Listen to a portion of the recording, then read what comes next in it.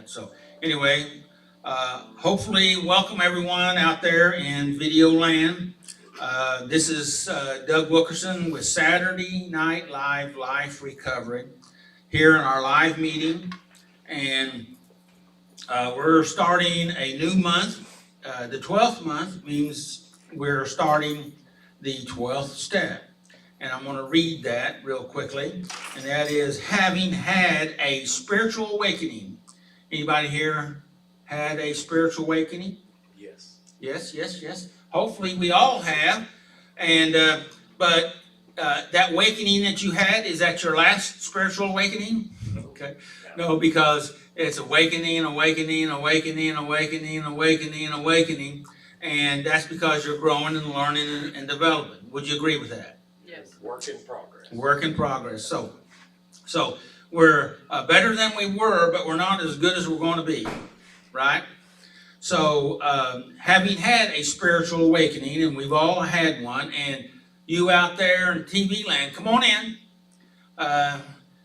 You've had a spiritual awakening too. I have to believe that. Whatever level you're at, and so having had a spiritual awakening as the result of these steps.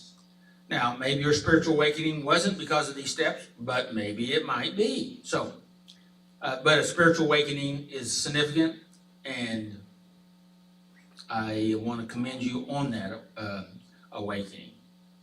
To continue this, we try to carry this message to others, and this is pertaining to the 12 steps, this message of the 12 steps, and to practice these principles in all of our affairs.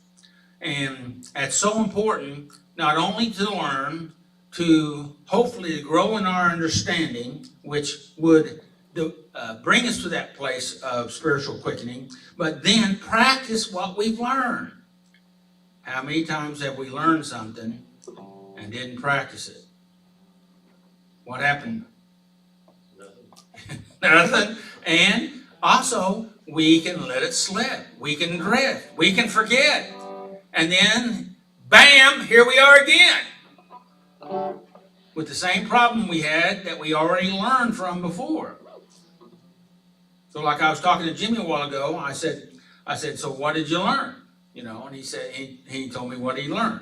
So, and we all get a chance to learn.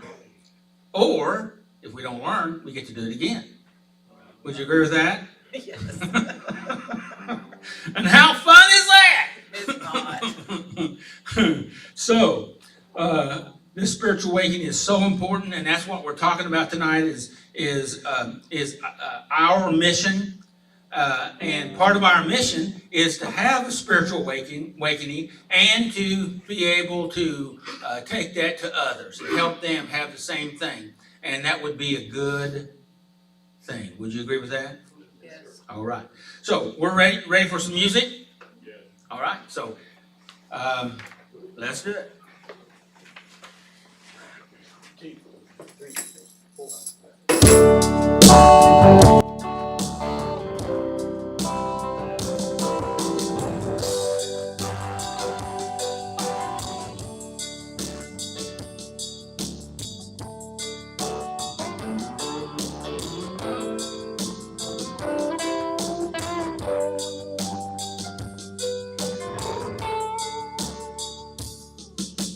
Sun's gonna shine on you today. Hope he don't take you away from me. Take you away from me. But if he does, you see, I know it was meant to be, because that's just the way that happens. And the wind and the rain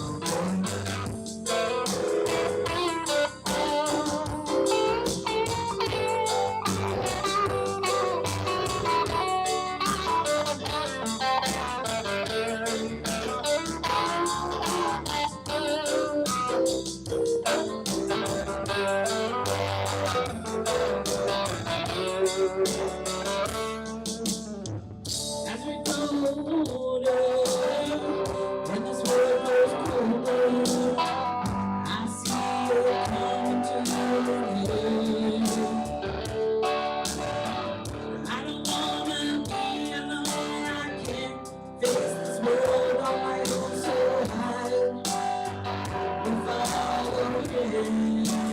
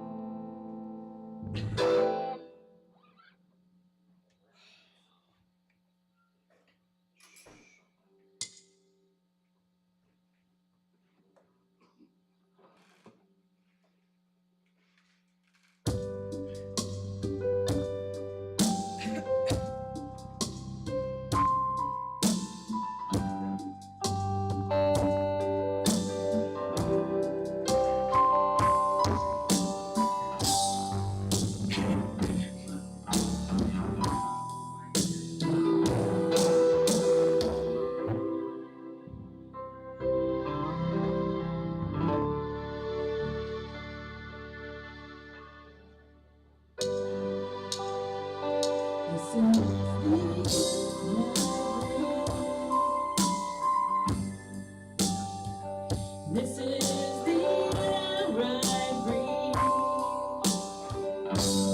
Holy presence, living in me.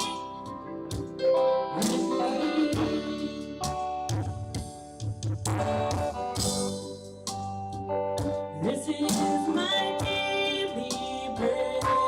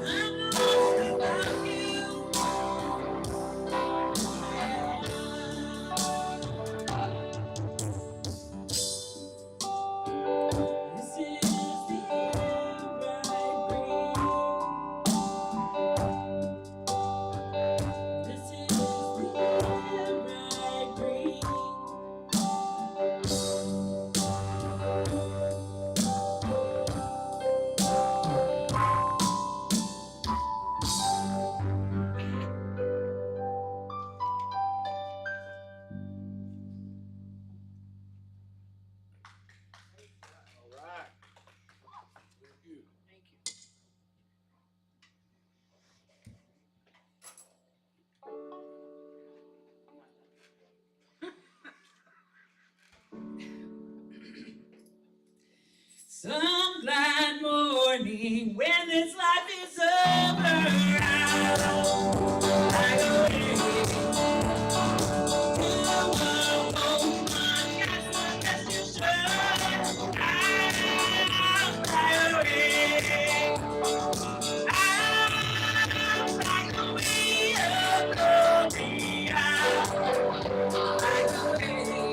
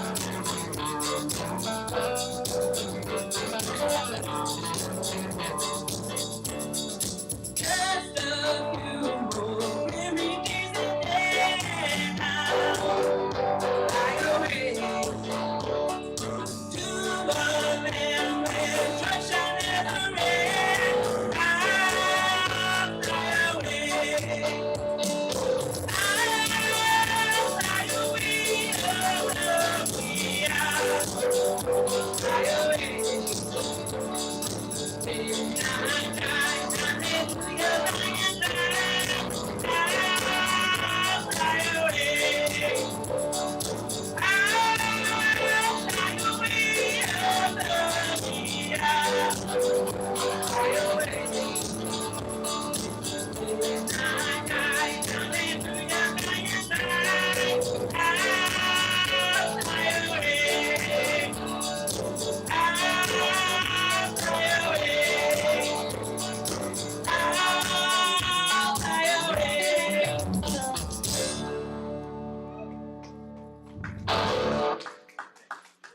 you, guys.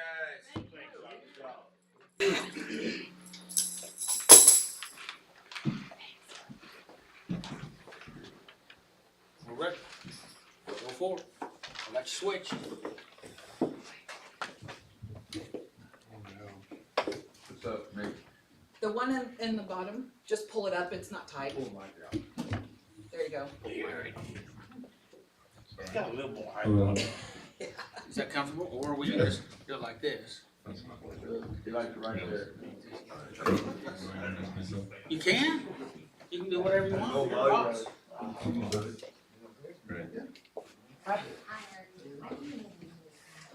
Hello, my name is Corey. Hi, Corey. Hi, Corey. These are the 12 steps for life recovery.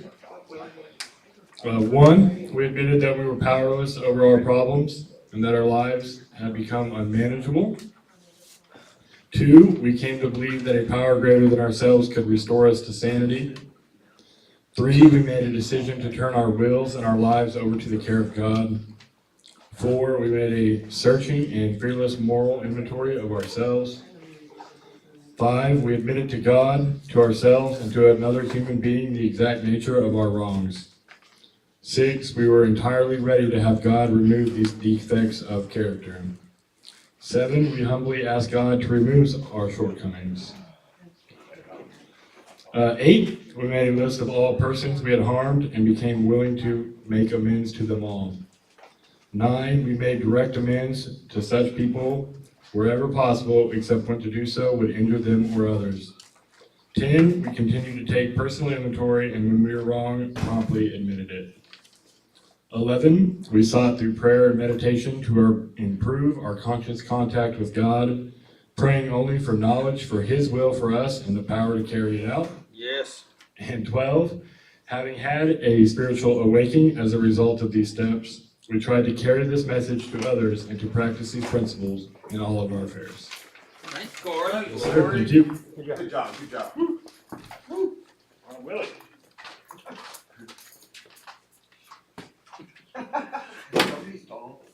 Oh, yeah, sorry, I didn't do that. That's all right. Just throw Just that pull on the lower. it, no, this crank, just pull it down, just. There we go. Is that good? Nope, That's that's right. not good. Hold on. How about there?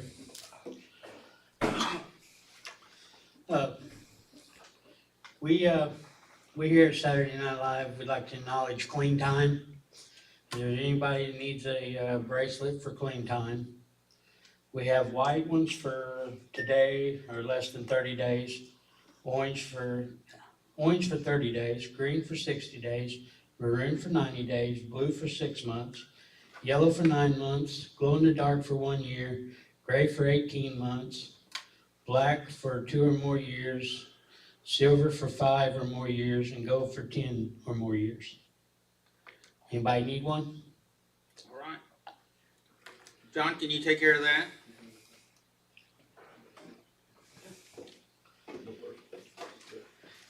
Let's give him a hand.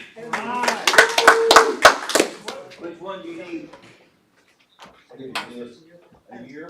Year? Good job, man. On that. Congratulations, man. Years glow in the dark. Let me hear. Just believe. Matthew, you're a year also? Yes. Okay, so we got 2 years, and then we, 6 What? months, okay, 6 months, all right. What's 6 months? Blue. Blue for 6 months. Congratulations. And John, we have one that we'll need, just for today. Yeah. Okay. Jimmy. On the blue. 6 months. All right, go ahead. How we all doing this evening? Also, Good. what's the highly effective in all situations? Our mission, Shouldn't you we have had a spiritual awakening as a result of these steps. Wait a second. Okay. Are you having trouble over there, John? Looking for blue? Where's the blue one you had? Here's the blue one over here if you need it, and I'll just need a different color. got blues here? Okay, good. It's Jenny, right? Ginger. Ginger, sorry. All right. Start off by reading the step itself.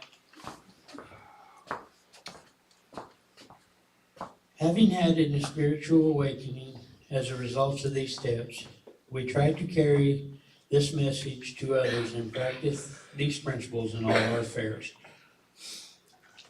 And we're doing our mission. Our mission. Our mission. Sounds simple, don't it? Yeah. A life set free from all addictions by the Lord is a powerful sight to behold. Hold it right there. So the first 4 words were what? Life set free. A life set free. Okay. Has anybody found any freedom? Yes. All right. Congratulations. Good. So that's a good thing. Would you agree with that? All right. Okay. Go ahead, Willie. When we practice these principles and share our experiences, people will see the glory of God in our lives and gain hope. Got a question here. So, do you believe that you can have this freedom? Yes. Do you believe that you can have this freedom? Yes. Good. Yes. Good. And how do we maintain this freedom? By doing our everyday steps, By doing the steps, Daily effort. daily effort. Good. denying yourself. If I do what I did yesterday, I'll probably get the same results I had yesterday. Do what yesterday? If I do what I did yesterday, I'll probably get the same results today. That's right. So, If I keep doing what it kept me clean yesterday, I'll probably do that. So, let me refer you back to the first part of this sentence here, or actually the second part. No, it's the first part of this sentence. Won't you read this sentence again, and I'll ask that question again. When we practice these. What? What did we say? Practice. What do we practice? Right. Okay, go ahead. These principles. What do we practice? These principles. Okay, good. So, and if we practice these principles, go ahead, Willie. And share our experiences. And then it's suggesting that we do what? And why do we want to share our experiences? That helps remind us where we're at. It helps you to see where you're at, and it also helps somebody else. Have you found that out to be true? Have you ever heard things about yourself come out of your mouth that you were surprised to hear? In a positive way, of course. I'm talking about positive way. Yeah. Right? Yeah. Right? Okay? And so sharing an experience, and sometimes we have an insight when we're talking about some of our experiences, things that we've learned, things that we're growing in, sometimes the difference between where we were and where we are, but until we're sharing it, maybe we didn't really come to awareness of it. Do you agree with that? How many of you found that out to be so? Okay. And the rest of this, go ahead, after experiences. People will see the glory of God in our lives and gain hope. So what do you think that the rest of that statement means? Anybody? Seeing us being sober or whatever. See that you're sober? Yeah, by seeing us, they see that we're not struggling too much and we're doing pretty good. And it gives them hope too. Yes, that if you can do it, then maybe I can do it too. You're different than you were, okay? And when they see that it's happening for you, then what they might think what? Be happy with It could happen to them. There you go. And this statement here says that glorifies God. When you do better, God likes it. Okay? And God, hope you don't mind this statement, when you do better, that makes God proud. Right. Yeah. Okay? Nobody And likes- do what? Nobody likes to make their daddy disappointed. Very good. I like that. So go ahead, Willie. We know from experience the depth of suffering, affliction, and brokenness. We know the pain of being enslaved to our passions and blinded by our denial. Okay, hold right there, please. Is this true for you? Yes. I had one half of nod there. Okay. Okay. I need to read it again. We will read it again. Go ahead. We'll read it again. Okay, back up. We know from experience the depths of suffering. Wait, stop right there. So we can process. Anybody here know the depths of suffering? Oh, yeah. Yes, definitely. Okay. All right. Go ahead. Affliction, Anybody here know the depths of affliction? Yes. Yes. All right. Okay. and Go ahead. brokenness. And brokenness. You know the depth of your brokenness. Anybody here have had any? You recognize that? Every day. I'm looking at Will here. I'm starting to see it, just how broken I was. Okay. All right. Okay. Try not to answer too much. Oh, because you want to, you hold on to it till later. Well, what if we go ahead? If we get you to go ahead and say it now, you'll probably have something else different later. I probably would. I don't like to, I would really like to hear myself talk,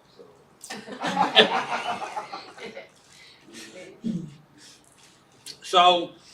So now back up and read that sentence again, and then I'm going to ask the question again. We know from experience the depth of suffering, affliction, and brokenness. Go ahead. We know the pain of being enslaved to our passions and blinded by our denial. So, is this true for you? Do you know this? Do you think you know it all? No. Okay, but you know some, right? Every day I learn something. Every day do something good, good. And that's the truth. Okay, and why do you think that is? We forget a lot. We forget a lot. That's one. That could be one reason. We don't want to see our own faults. We don't want to see that. That's that denial there that we was talking about, and we don't want to see it sometimes. We're not passionate about change. We're not passionate about change. Okay, that could be true, right? Right? Right? Right? Okay. What else? Being lazy and not learning nothing new or trying to improve. Trying to do Fit- it all. Yeah, Big like getting- 8-year-old. Getting content, satisfied, or lazy, and start drifting. Start doing the old stuff that you used to do. The little innocent old stuff, which leads you to the other stuff, right? Am I telling the truth? Yeah. Okay. I mean, it's all right. In fact, it's even, after a little while, it's all right. Just one time is okay. It's not. it's not. Because once you do that one time, you think you can do it again and again and again, and it'll be okay, but it won't. Yes. It'll be right where it was at. So,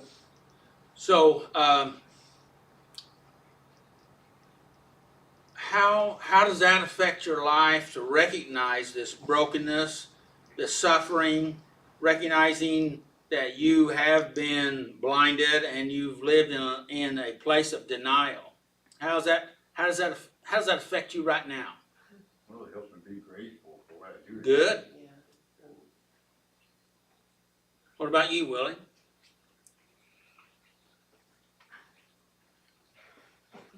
I thought I might as well put him on the spot since Yeah. Well, it puts me to where I believe that I can, keeps me to know where I come from so that I don't go back to it. Okay, good. Has I got another a question tied to the other question on at this juncture, and that the question is, has your addiction been good or bad to you? Well, it's been good too. I learned a lot from it. You learned a lot from it, Well, from the recovery process. from the recovery process of it. I thought it was good, but then it turned out to be bad. Okay. You see how much better it is without it than you do with it though. Why do you think we got pulled into it? Because we wanted to fit in. Wanted to fit in, that's one reason. I wanted to feel a different way than what I felt without it. Wanted to feel differently or escape that. Yeah. Yeah, I didn't want to feel the pain or depression or the shame. Yeah, Alter your state, emotional state, and And- personality. personality. I had myself convinced that it helped my pain. It helped your pain. I had myself convinced of that for years. And you don't have to answer this, but are we talking about physical or emotional? Both. Both, okay? In reality, But mainly physical. in Mainly reality, it just made it worse. Yes, it did. And they both go hand in hand. Oh, they can. Pain They causes absolutely physical can. pain. And because some research says that 95% of our illness is psychosomatic. Yeah. And and the fact of it is, we live in a world that, in the best situation, we are afflicted with trauma, Yeah. and that affects us. In fact, research says that trauma alters your brain. Did you know your brain damaged? Nobody else doubted it. We all are. I think everybody in the world is brain damaged. Yeah, we're all brain damaged, and we all have mental issues to some degree or another. If we're not brain damaged from the trauma, we're brain damaged from the substance. Yes. Yeah, that we put into our bodies.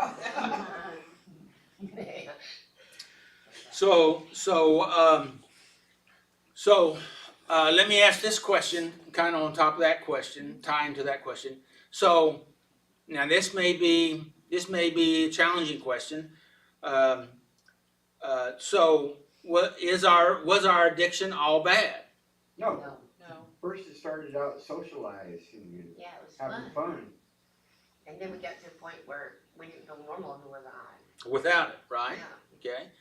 And some people, it was to help them, to shift them in their emotional state, to help them feel more comfortable with their peers, to be accepted. Some, they used it to, as you were talking about, pain management, emotional and physical. And it was a coping mechanism, because reality is that we have to find some way to get ourselves to be physically and emotionally resynchronized in ourselves, instead of being disaltered or dysregulated is actually the best word. Being dysregulated, trying to get ourselves regulated, and that regulation is a state of peace and comfort and joy, freedom, when it comes right down to it. And so we're trying to do that, and it's a natural thing. But if we use unhealthy means to do that, then what does that do to our life? One, it kills our bodies. It can affect us in a negative, healthy, mental and emotional, physical, financial, social, you name it, it can get it, right? Yeah. So it's doesn't mean that you're bad. It means you were looking for a way to help, but the trouble is, we because of this fallen world, oftentimes it's easier to find the bad thing before you find the good thing. Would you agree with that? And we all, like, instead of building people up, we get negative with them, and then you just buzzkill them, and manipulers. And usually we get negative with them as a coping mechanism to protect ourselves. Yeah. Anybody else have anything else to say before Willie goes on? Did you have anything else you wanted to say, Willie? No, not on that part. No, Okay. No, you covered it all very well. Okay. We have endured our season of grieving. We can relate to those who struggle to be free. We also know that there is more to life than bondage. Hold it right there. Do you agree that there seems to be a season of grieving? Do you understand what that means? What do you think that means? It's hard to say goodbye to your friend like that, because it is your friend. So. And you're talking about the addiction. Yeah. Right. And we think it's our best friend, Yeah. because it's been there with us a long time through all kinds of stuff, right? You know, it always pushes its way into our life. We always have room for it too. Yeah. We looked for it and we welcomed it. Oh, yeah. We thought it was great. Yeah, we did. Rearrange our schedules for it. We rearranged our schedules and our lives, right? Is this the truth? Yeah, I think it's compounded too, because not only do you lose the substance, but you're left with all the emotion that you were shoving down, and you lose who you thought were friends. You have to let go of family members that would enable or help keep you there. Like, in order to get better, you have to cut people off. And so there's a lot of grief with that, because you lose connection, even with yourself, so with other Well, people and yourself. I was going to talk about ourselves, because we lose ourselves. Yeah. We abandon ourselves. We complain about other people abandoning us, but we abandon ourselves. Do you agree with that? Yes. And we lose ourselves. We forget who we are, even if we actually really consciously even knew Yeah, John.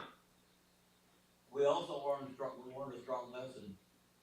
Say it again. We also learned a strong lesson in how to deal with stuff, and we need to get to the root base of the problem instead of dealing with the surface issues. And so, let me use different words here, and I think this is what you mean. Correct me if I'm wrong here, John. You're saying that the problem really the problem that we're dealing with really presents something that we need to address in our life to get better. Is what you're? Yeah, we need to address the problem instead of everything that is stemming from the problem. So the problem is our friend. The addiction is not our friend. Yeah. Would you agree with that statement? At the time, it was my best friend though. Well, at the time you thought it was your best friend, because it altered your state. Okay, Maybe you see things differently. it did a lot of things. Okay, to you and for you, and even against you. But it was okay because that's where we were at the time. But the things that we covered up, kind of what you was talking about, Vanessa, the things we covered up and avoided and denied or we didn't like, those are still things that we need to recognize because we don't get better. See, this is what recovery is about. Let me just make sure I get this. Recovery is not altering your behavior. Recovery isn't abstinence. Okay? It's not. Okay? Recovery is you change. There's something different. And when you change, all those other things start to happen in your life. Does that make sense?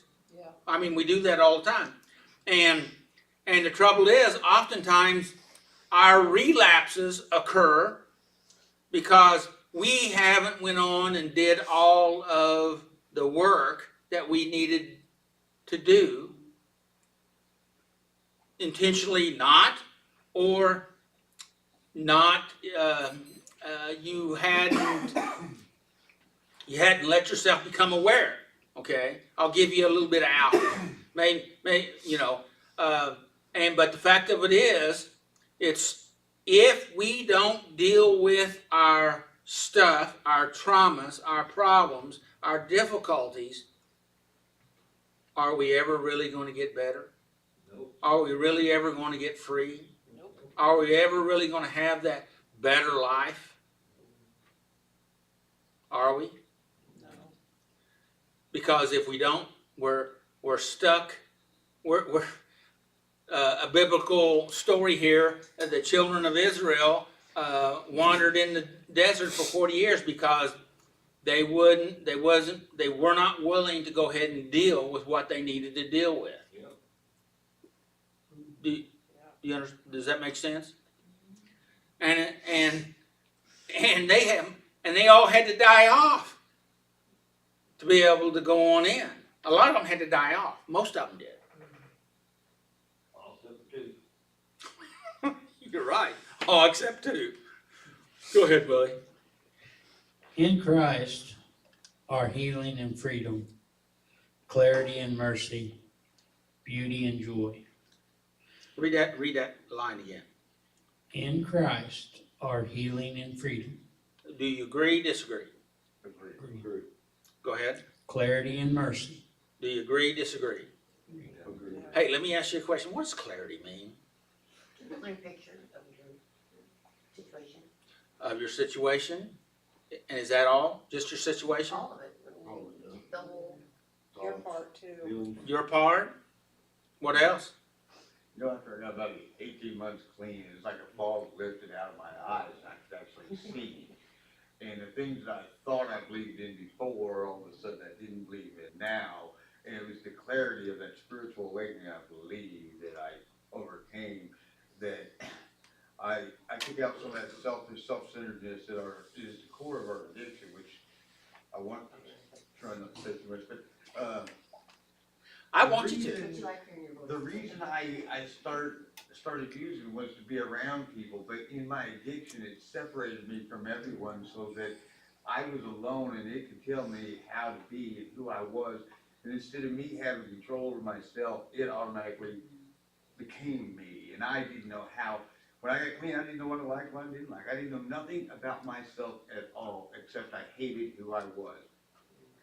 So, the clarity that I got came after a lot of effort into this. And when it did, what I started seeing was that the actual effect that the drugs and alcohol, or whatever the case may be, overeating, whatever it was in my life, mine was crack, that actually controlled me, and I didn't control it as much as I thought I did. I went out of my way. I wouldn't move into a house unless I knew the neighbors would agree with my lifestyle, and preferably they could supply it. I wouldn't go get a job unless I knew that I didn't have to worry about a piss test without somebody telling me. I wouldn't work nothing but night shifts, which work now, and that's a whole different thing. But my whole life revolved around my addiction. While today, I go to meetings and I do things that I can tell people about what I overcome, because it's really hard once you've overcome that and you can see that you've actually overcame it, not to tell people about it. And I'm not perfect by any means. I still get angry at my dog, and I get angry at myself. But the difference is today I can actually recognize why I'm angry. I'm so grateful to be an addict. Excellent. If I wasn't an addict, I wouldn't ever got to the point where I can see the core of my selfishness. And that's one of the things I was pushing for, was that part of clarity, knowing where I should go, need to go, and that I'm able to go, but I may not be able to fully be able to do it all at once, but I'm able to recognize I messed up again, but that's not what I want to be. That's not who I really am. That's what I did, but that's not who I am. And that's some of that clarity. Does that make sense? Yeah. And that's what I was kind of working towards. All these other things are good, and through step 1 through step 10 are about helping you identify and work through and process. Step 12 is learning to shift your focus and begin to implement a new way of living. And then step 12 is coming to the place that you recognize that that's not who I am. And really the truth of it is that you were never that person, but that's the one you acted like, in my opinion. Does that make sense? That was your protector. Your persona, your protector, your identity, your presented identity, your facade, your mask. Joe Johnson wrote a message here and he says, it started out to feel good, and it turned into a mask, feeling bad. So, anyway, good stuff. Go ahead. When Jesus came to earth, he had a mission, which was expressed in these words in Isaiah chapter 61, 1 through 3. Now, hold on. This was his mission. I want you to hear this. This is his mission. This was his mission. This is what he came to do. Now, I know that's what we're talking about. I know Willie said that, but when I was working on this, it was something about I needed to make sure that I understood this was what he came to do. This was his mission. Okay? All right, go ahead. The Spirit of the Sovereign Lord is upon me, for the Lord has anointed me to bring the good news to the poor.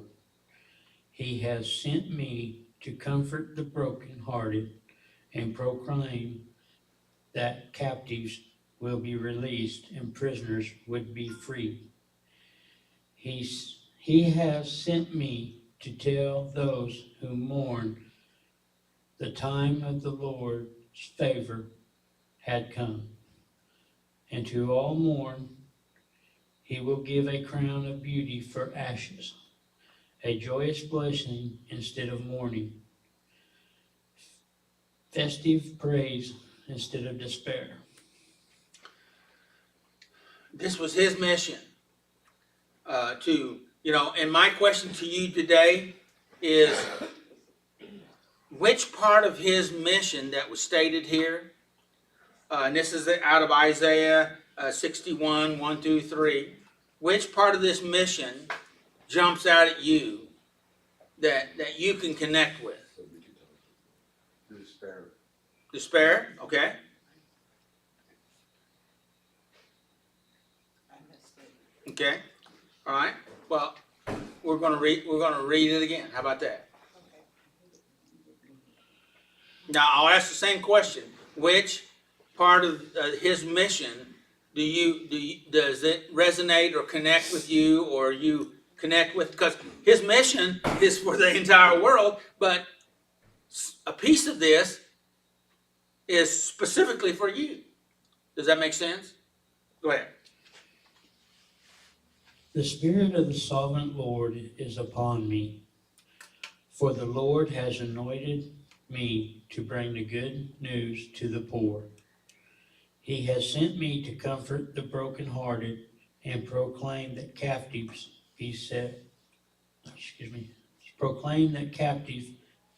will be released and prisoners will be freed. He has sent me to tell those who mourn that the time of the Lord's favor has come. To all who mourn, he will give a crown of beauty for ashes, a joyous blessing instead of mourning, a festive praise instead of despair. Okay, so which part of that mission jumps out at you? The captain and in prison will be set free. Okay, If we're going to talk about addiction, that's really what I see okay, my addiction as. good. Poor. Somebody said something? Yes, the poor. The poor? The message of hope to the poor. Okay, good, good. Matthew, you act like you want to say something? Yeah, it was probably the poor, like, like physically poor, and spiritually. So, Spiritually poor and physical poor. Financially, physically, spiritually. Okay, good, good. And this is part of his mission, that he came to make a change there, right? To set us free. Okay, all right. I would say the anointed. Anointed. Okay, But I feel like, just like with the fish and the loaves, you have to be broken before you can multiply. And so, I guess in my mind, he makes it, might not be his plan that you get messed up in this stuff, but he allows it, and he makes it work for the good, and it works in your favor and his favor because you're anointed. Does that make sense? well, I know what you said. Your idea to start off with, I like to speak to that. I like to talk to that, and that is because, see, that there was an original plan that got messed up in the Garden of Eden. Okay, and so there was a fallen world. So our ancestors were messed up and broken, and so throughout the time between then and when Jesus came, God had a plan to be able to get redemption into the earth, and his plan here was to redeem us, to bring us into this place, to help us to deal with that brokenness, because we start off broken, okay, and so we have to have that. It's kind of like, this just popped in my head. It's kind of like cars that come out off the line, okay, that they're supposed to be good, they're supposed to be great, but as soon as they're off the line, they figure out there's stuff wrong, and they start having patches and fixes and recalls, right? Changes, updates, okay? Computers, we have updates all the time, and patches and so forth and so on. And in a way, just in a way, this was the reset for us, and this is what he came to do. And he doesn't force us. He doesn't, you don't have to take your car in to get to do the recall, okay? Just like you don't have to have line up with what his mission that he's done for us. And so some of us, we try to fix it on ourselves. We don't, we are raised to be self-sufficient and independent, and that's a good thing until it's not. until we just like Apostle Paul, he tried to be self-reliant. You look at 2 Corinthians chapter 1, where he finally ran into a hard place when he went to Asia. He thought he was going to die. He didn't see any way out of it. It was death. And it was because he said he was there to learn to totally rely on God. And that was to stop being self-reliant. Not that his skills and talents weren't valuable and important, and that's what God had put into him for a purpose, but he had to get something lined up. Anybody here have anything that needs to be lined up?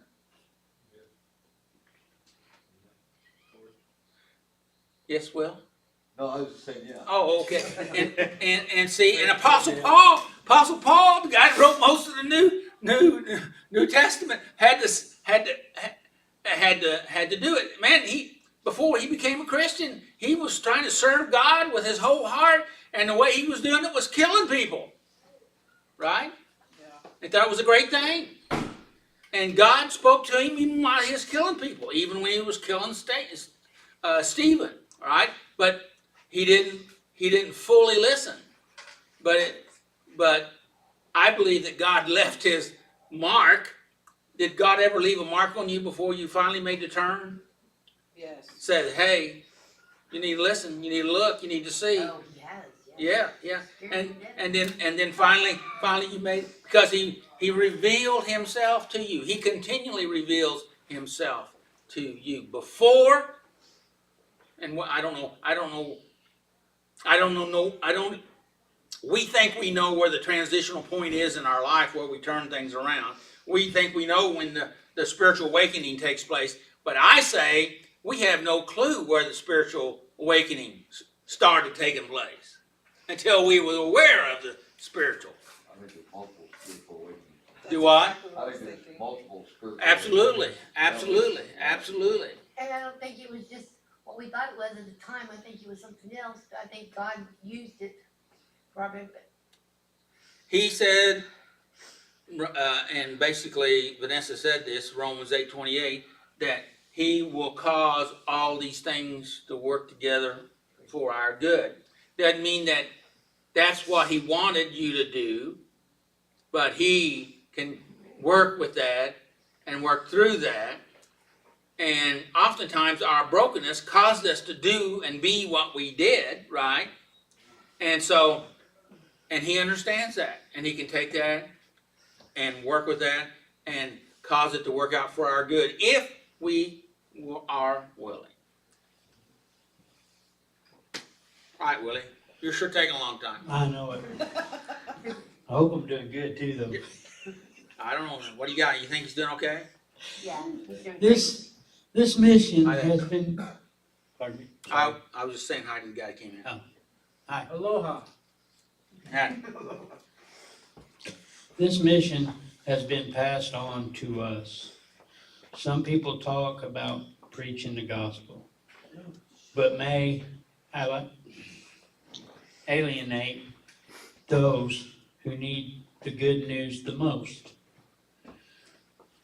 We are in a unique position to share our experiences, our strengths, and our hopes in a way that broken people can understand and receive it. Why do you think that is? Cause we're broken people. I was like, why are we talking about broken people like they're them and not we? But it's talking about being able to relate with broken people, okay? And the reason, and why can we relate with broken people? Because we're broken. Because you're not better than anybody else. That's absolutely correct. You got more time than brains. I agree with that. I mean, I'm glad you smiled on that. And so we have an advantage. I had a friend of mine, many years ago, that he was a counselor and had a counselor's office, and he asked me to go to work for him. And I said, "Hey, I don't have a degree. I can't do that." He said, "Yeah, you can." I said, "Well, why? Why do you think that?" He says, "Because you've dealt with a lot of your stuff." He said, "I had professors and teachers that were teaching me in university that hadn't." I said, "Well, thank you. That's a fine compliment, but I'm going to continue to do what I'm doing." And so, but anyway, I thought that was a very revealing statement. And some people hide, as we've been talking about addictions, people hide in addictions, but some people hide behind their goodness, their Excuse. well, it would be an excuse, but their self-righteousness, Their social niceties. their niceties, they are able to follow a acceptable system that cloaks up their stuff. So it's kind of like a different form of Functional addicts? functional addicts, or they may not even be. Well, trouble is most people don't think you can be addicted to anything but substances and behaviors. And the fact of it is,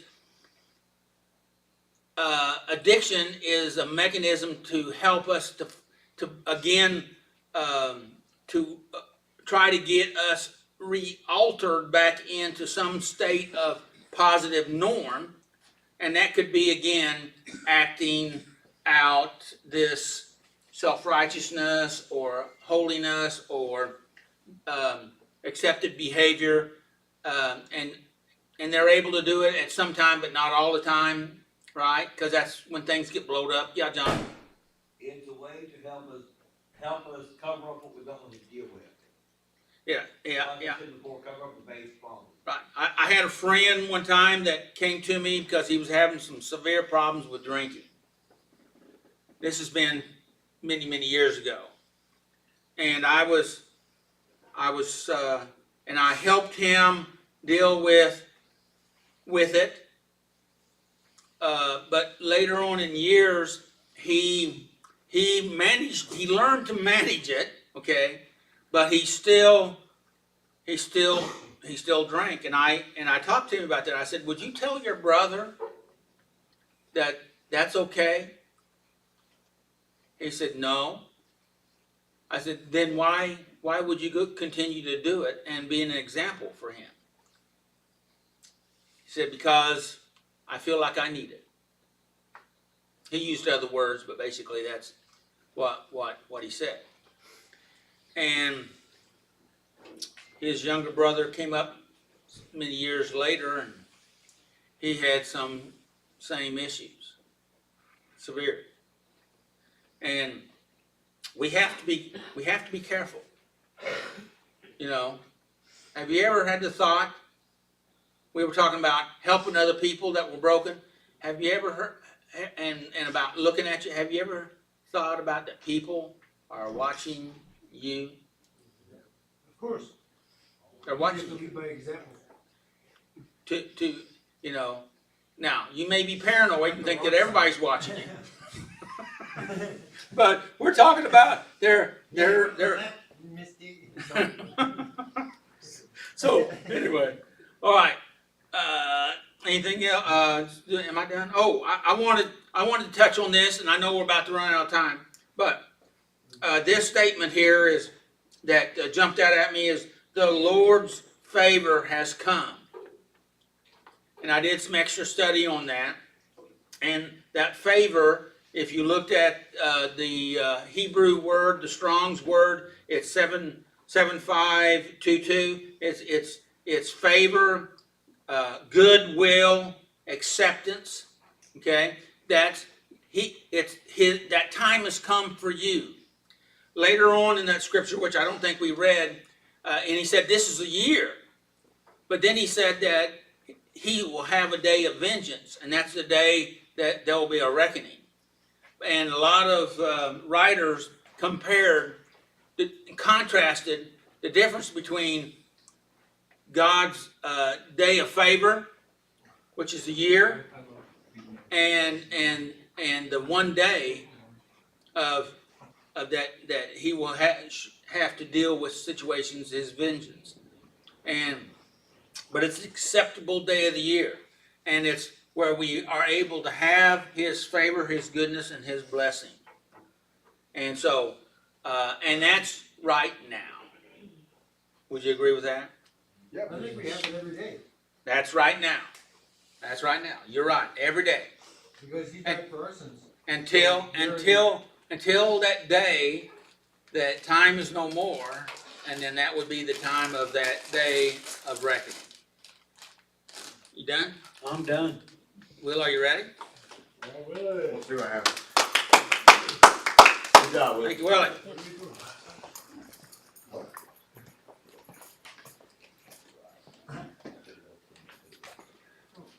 Now, this is the reflection time, and he's going to ask some questions and reflect.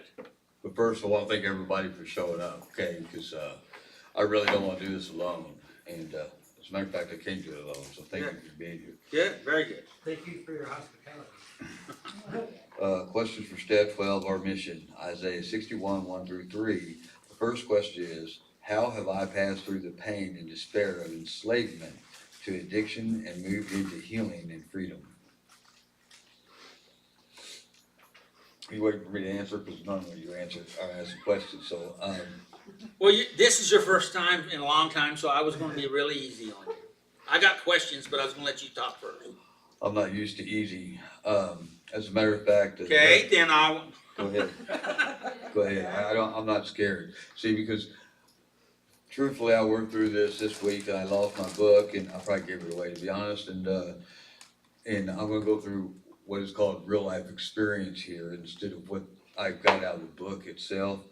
So it says, how have I passed through the pain and despair of enslavement? Well, my addiction, it controlled me, I didn't control it. As a matter of fact, the last thing I ever wanted to do was change what I felt comfortable with, which was that stress and chaos and that lifestyle of, I was a rebel, because as I grew up, it was taught to me that a rebel was the exception to the norm or society, and that was what I looked up to, because I was raised in the east side of St. Louis, and those that tried to follow the law got beat up a lot, but the bigger rebel you was, the more you was accepted in the community in which I lived. I was also one of 5 white boys there, so not to make it about race, but you know, I had to do what I had to do to fit in, or I was more acceptable to being treated differently, I'll say. And I used to think of that in one of them plantation mentalities, like I was treated wrong or whatnot because of the situation I was in. But today what I realize is I would never be the man I am today if I didn't go through what I went through then. And what I am today is I have no doubt that God can take me through anything. No matter what I am facing, God is there. Good, good. Anyway, I moved into the healing and freedom process. Well, The biggest way for me to get into that healing was to admit it. And when I worked these first 11 steps, it was great. And it helped me, that the 10th step was my favorite, to be honest. And I know a lot of people say that they like the second, third, or the first step, but I really like the 10th step because that 10th step is a daily inventory of what I could have done better. Because I realize that I am far from being perfect today. So I'm going to make a lot of mistakes, but tomorrow I can make a lot of corrections as long as I'm doing a 10 step every day. So that freedom came from admitting that I had a problem. The healing came from seeking God as a solution instead of myself. I've always been taught that I was a man, that I had to be self-sufficient, and I had to do things that men do. But the things that men do as a child and the things that I do today are different because I understood through these 12 steps that primarily everything that I believed before was wrong. And until I opened up my mind to think that there may be a different answer than the way I felt and I thought, then I was never going to get nowhere but where I was already at. Good. So my main question on that question was the very first, how have you passed through it?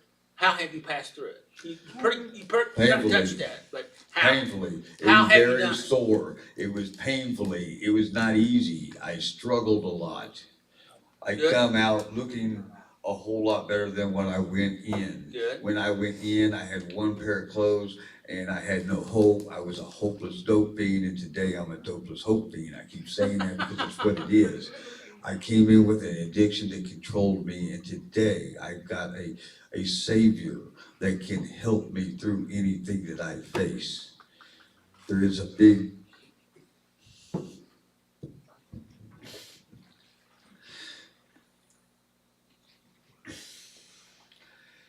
there's a big difference.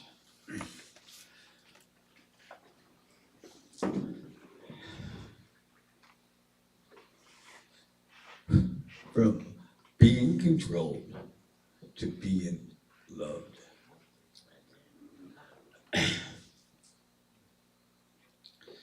I hear all the time that, I used to say all the time that, I don't know what love is, but I know what love ain't. I'm never gonna say I know anything fully, but I will say, I'm getting a clear picture of what love is, because, you know, God is love, and the Word is God, and as I read this, I realize that His grace and mercy is the only reason why I have the opportunity to grow today. That's good.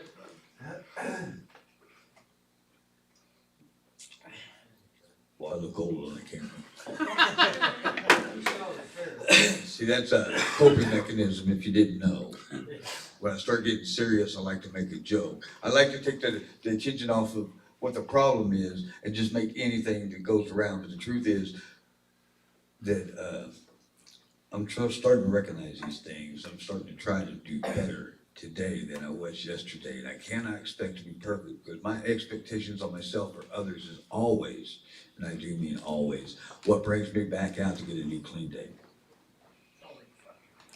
But you know, humor is a better way to manage things than other ways.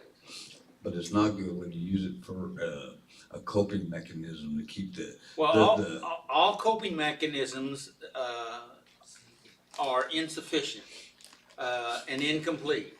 But if you can have healthy ones, it starts you down a better path. That's true, but if I'm looking for the answer from others around me, because God talks through other people, whether I want to or not, Right. I can't divert the attention off of what I'm looking for a solution for. That's true.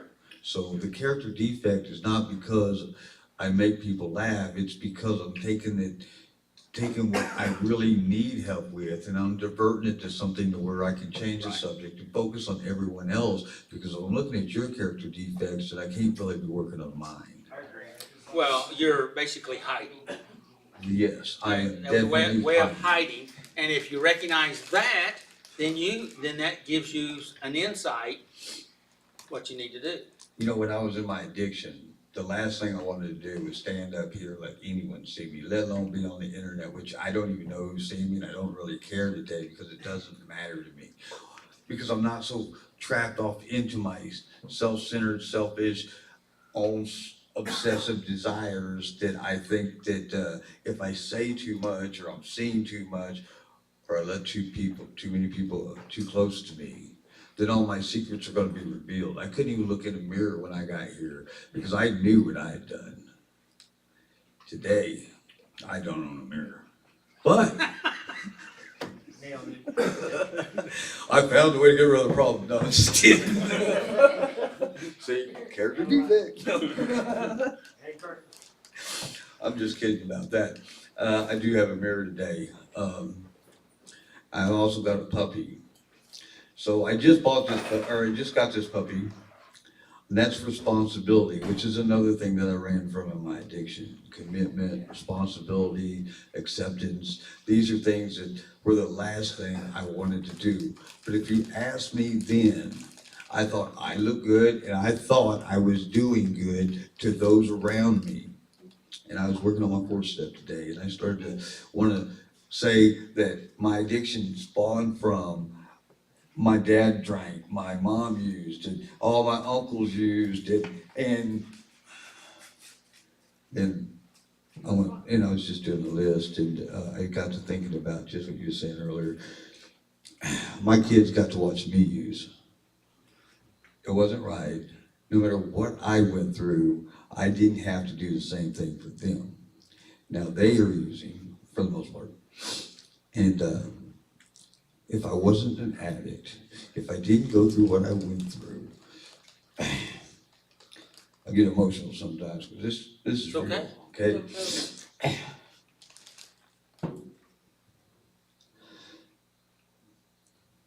If I had that perfect life that I wanted, if God gave me everything I desired while I was in my addiction, before I got in my addiction, I would have never known the value of what it took for you to get to where you are at.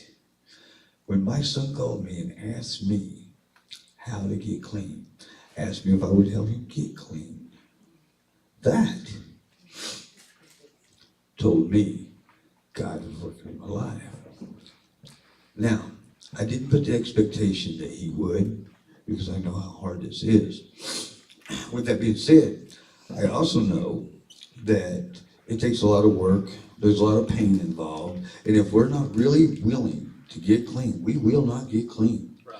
Anyone here that is God more than a week clean is wanting this.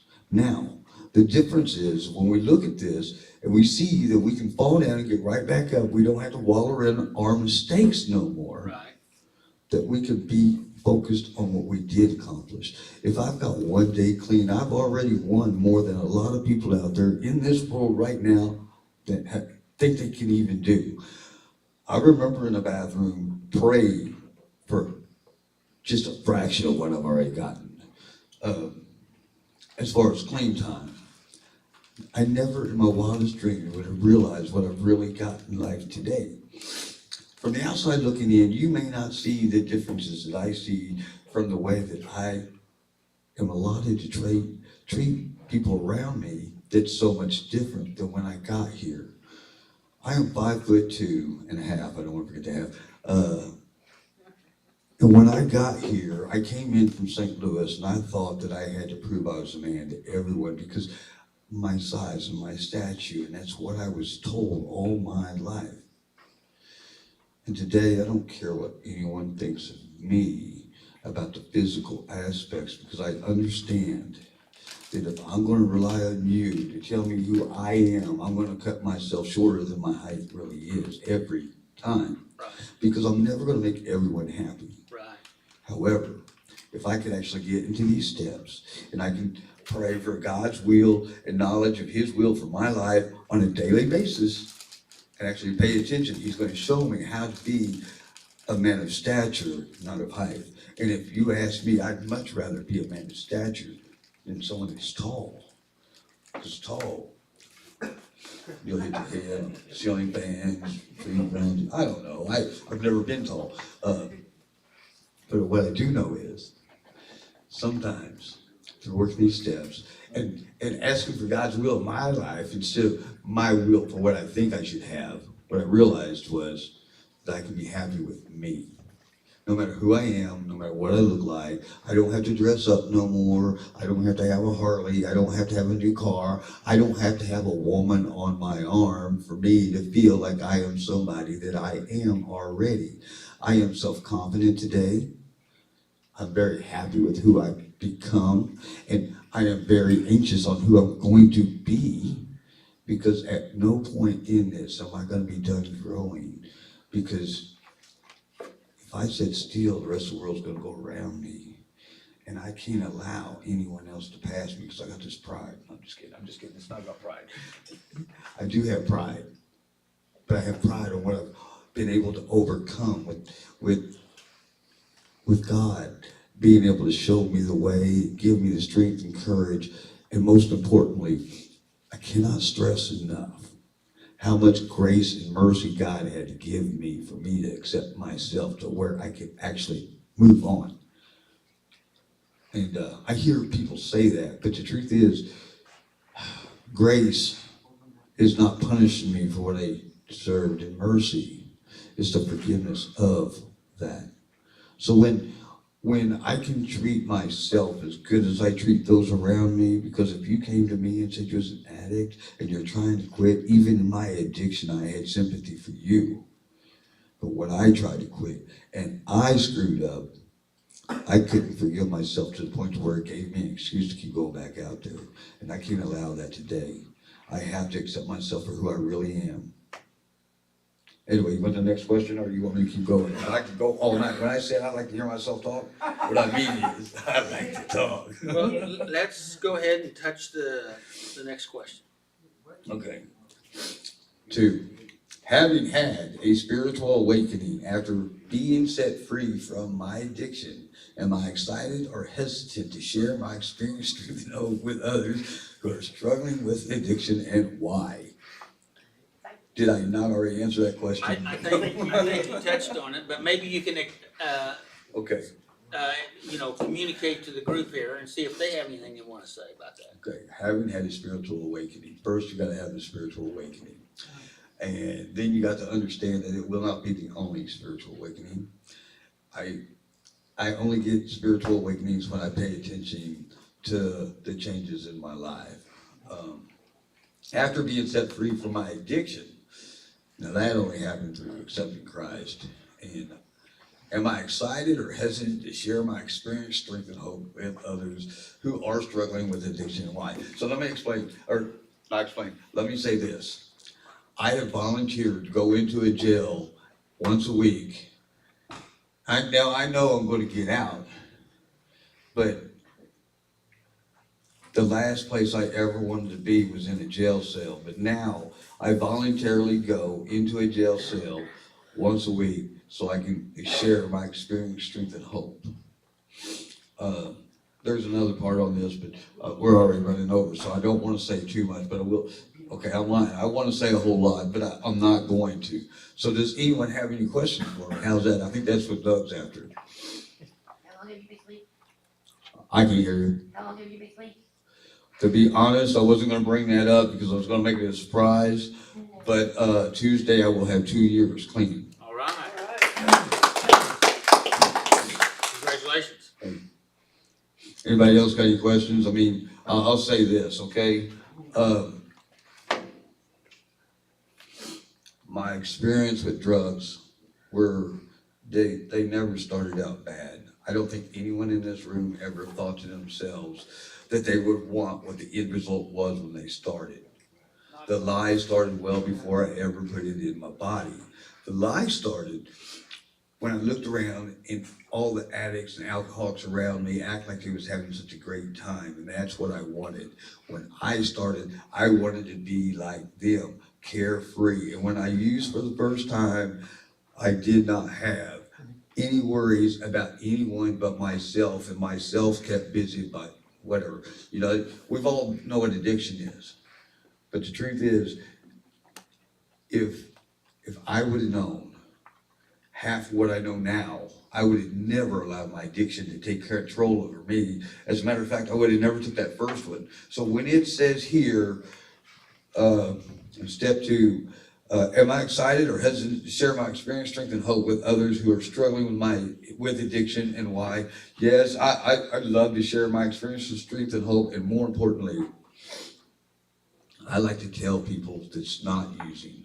If you're trying to make that decision and you don't know, there's a reason why people go out of their way to tell you how hard it is to quit and how easy it was to get started. It doesn't take a man to use drugs. It takes a real man to take self-control and understand that to be a real man, I have to take responsibility of my own actions. And to do that, I first have to have control of myself. And I've never had control of myself as long as I put anything in my body that was mind or mood altering, except for coffee. Now, I do love coffee. I'm not going to give it up. Yeah. I'm not going to give it up. Some things are bad for you and worse than others. Now, I don't eat a lot of sugar. I'm trying to watch my diet. Not because I want to be healthy or whatnot, but because once I got to this age, I started seeing the wear and tear that I put on my body, all the things that I thought were so much fun in my addiction. I realized that, but by the grace of God, I don't have the physical and mental problems I see a lot of people that come out of addiction have.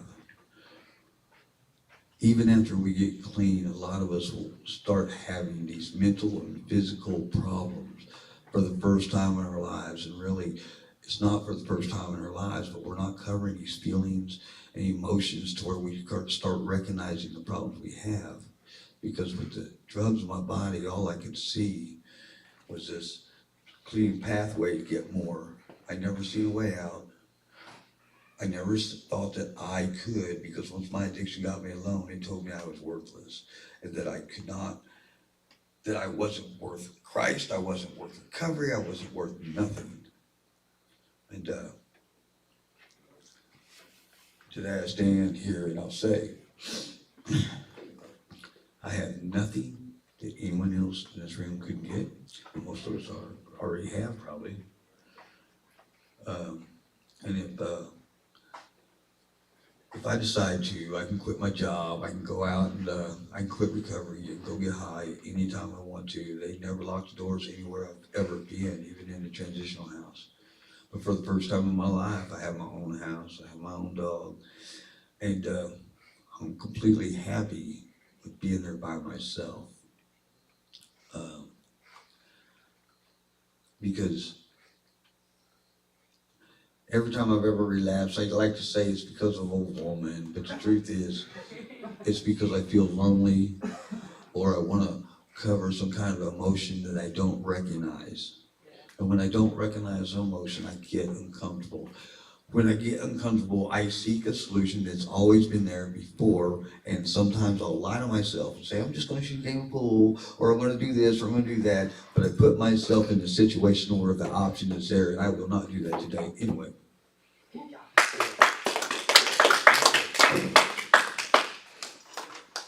You just wait on me, I'd shut up a long time ago. Good stuff. Appreciate it. You know, that was real, and that's good. Thank you. Thank you, and I appreciate everybody's input and the music and all the different input, all your different comments. Thank you. And you know, this topic tonight, it was about their mission. We talked about his mission, but what's your mission? What's your mission? That you have to figure out what that is. How about that? All right? So, may the Lord bless you and keep you, and may his face shine upon you and give you his peace. Right? And make healthy choices. If you're going to make a choice, make it healthy, right? It works out better for you. So, till next week.